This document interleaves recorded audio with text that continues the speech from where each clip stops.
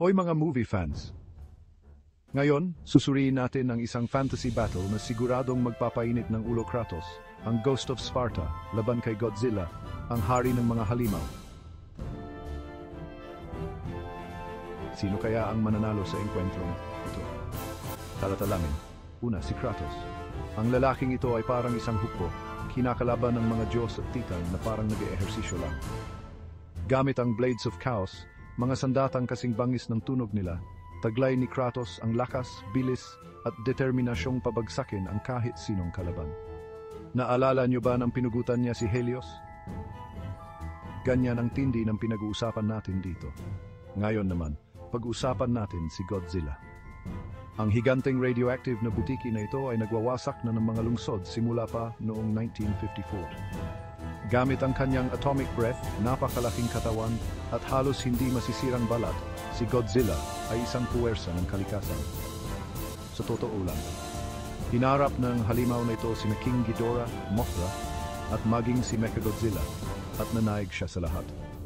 Hindi ka basta-basta makakakuha ng titulong hari ng mga halimaw. Pero ano kaya ang mangyayari kapag naglaban ng dalawang titan na ito? Ito ay isang labanan ng laki at espada.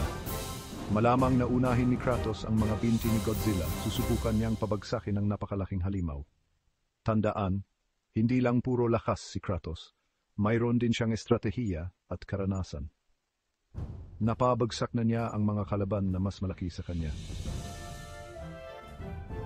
Pero hindi lang basta tatayo si Godzilla at hahaya ang mangyari ito. Isang hampas lang ng buntot niya at baka lumipad na si Kratos ng napakalayo. At nariyan pa ang atomic breath. Kailangan palaging gumagalaw ni Kratos, umiiwas sa mga nakakasunog na hininga. Pero heto ang dapat tandaan, nakaharap na ni Kratos ang mga elemental na atake.